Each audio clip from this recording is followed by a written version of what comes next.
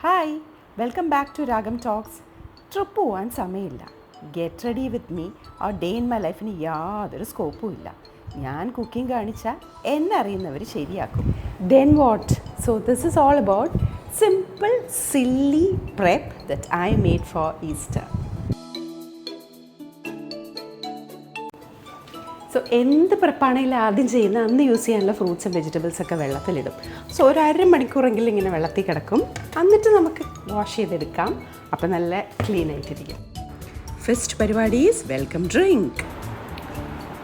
ഇത് ഞാൻ ഗുവാവ ജ്യൂസും 1:1 റേഷ്യോയിൽ ഗുവാവ ജ്യൂസും മിനിറ്റ്സ് മെയ്ഡിൻ്റെ പൾപ്പി ഓറഞ്ച് അതും സെയിം ക്വാണ്ടിറ്റി. ഈ ജ്യൂസ് ഒന്ന് ഇൻഫ്യൂസ് ചെയ്യാനായിട്ട് നമുക്ക് അതിനകത്തോട്ട് സിട്രസ് മെൻഡാരിൻ ഓറഞ്ചില്ലേ അതിങ്ങനെ റൗണ്ട് സ്ലൈസസ് ആക്കിയിട്ട് കുറച്ചിടാം. അപ്പം ഇതിന് നല്ലൊരു ഫ്രഷ് സിട്രസ് ടേസ്റ്റ് വരും. മിൻറ്റി ഫ്ലേവർ ഇഷ്ടമാണെങ്കിൽ മിൻറ്റ് ലീവ്സ്. ഇത് നമ്മുടെ കോക്ടെയിൽ മേക്കേഴ്സൊക്കെ ചെയ്യുന്ന പോലെ ഒരു യെസ്.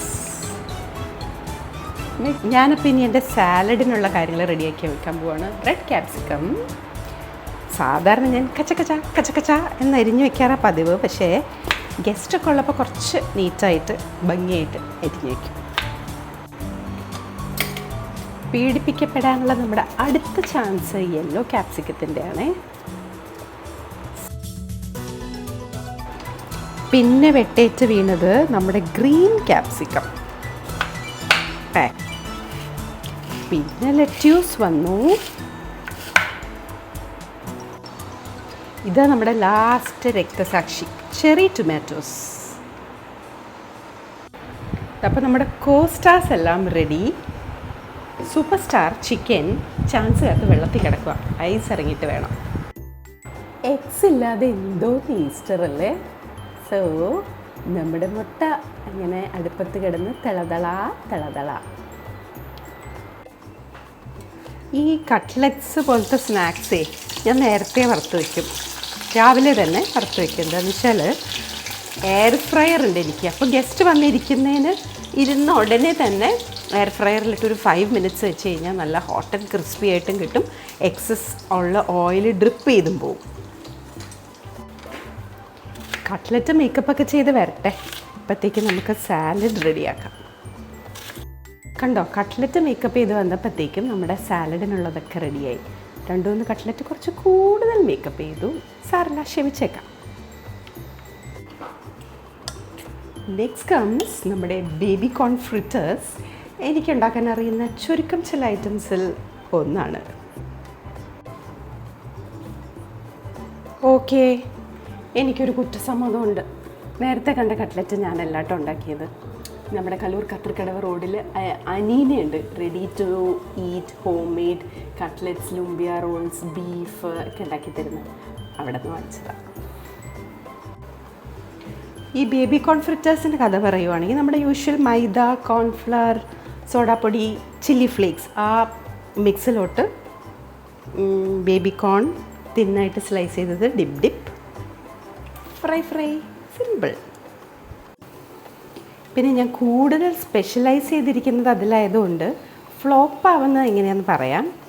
മാവ് കൂടുതൽ ലൂസായാലും തീ കുറവാണെങ്കിലും, അതായത് ഓയിൽ അധികം ചൂടായിട്ടില്ലെങ്കിലും നന്നായിട്ട് ഫ്ലോപ്പ് ആവും. Crispy baby corn fritters ready. Guys, ഉപ്പിട്ടില്ലെങ്കിലും ഫ്ലോപ്പ് ആവും. അപ്പോൾ കുറച്ച് സോൾട്ട് സ്പ്രിങ്കിൾ ചെയ്ത് വീണ്ടും നമ്മുടെ കോക്ടെയിൽ മേക്കറിൻ്റെ മനസ്സിൽ ധ്യാനിച്ച് റിസൾട്ട് ഞാൻ പിന്നെ പറയാം. അപ്പം ഞാൻ എൻ്റെ സ്റ്റാർട്ടേഴ്സ് എല്ലാം ഫ്രൈ ചെയ്ത് റെഡിയാക്കി വെച്ചു, ഫ്രിഡ്ജിൽ കയറ്റി വെച്ചു. ബിരിയാണിയുടെ സാലഡും പപ്പടം അടക്കം റെഡി, എല്ലാം റെഡി. അപ്പോൾ എനിക്ക് സമയം കിട്ടി ഇങ്ങനെ കുഞ്ഞു കാര്യങ്ങളൊന്ന് ട്രൈ ചെയ്യാനായിട്ട്. അപ്പോൾ ഞാൻ നമ്മുടെ ഈസ്റ്റർ മുട്ടക്കുട്ടന്മാരെ കഴുകി കുളിപ്പിച്ച് തോർത്തിക്കൊണ്ടിരിക്കുവാണ്. ഒന്ന് ഡെക്കറേറ്റ് ചെയ്യാൻ പറ്റുമെന്ന് ശ്രമിച്ചു നോക്കാം. ഞാനിത് എക്സ്പെക്റ്റ് ചെയ്തത് തന്നെ, എനിക്കിത് തന്നെ വേണം. ബ്രഷില്ല, കളേഴ്സ് സോളിഡായി പോയി. പക്ഷെ എനിക്ക് ബഡ് കിട്ടി, ഇയർ ബഡ്. അത് വെച്ച് ഞാൻ ശ്രമിക്കാൻ പോവാം.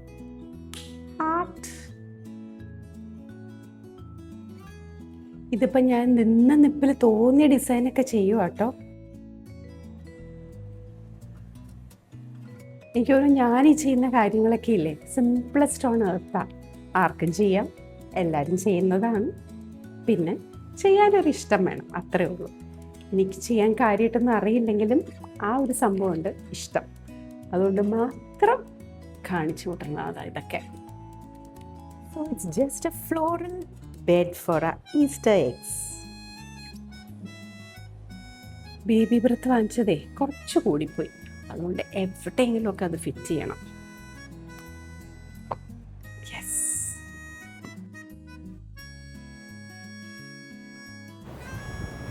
ഹോം ഡെക്കോറൊക്കെ ഇഷ്ടമാണെങ്കിലും ഞങ്ങൾ ഈ ഫ്ലാറ്റിൽ താമസിക്കുമ്പോൾ അധികം സ്റ്റോറേജ് സ്പേസ് ഇല്ലാത്തതുകൊണ്ട് ഉള്ള സാധനങ്ങളൊക്കെ അവിടെ എവിടെയും പൊസിഷൻ മാറ്റി വെച്ചിട്ട് അഡ്ജസ്റ്റ് ചെയ്യാറാണ് പതിവ്. ഇപ്പോൾ ബെഡ്റൂമിലിരുന്ന ഒരു സാധനം, പഴയ ആസിഡ് ഭരണി, ഞാനെടുത്ത് കഴുകി തുടച്ച് ഇവിടെ പ്രതിഷ്ഠിച്ചു. ഇനി ഫാമിലി ടൈം. ഹോപ്പ് ഞങ്ങളുടെ പോലെ തന്നെ all of you had A happy and blessed Easter.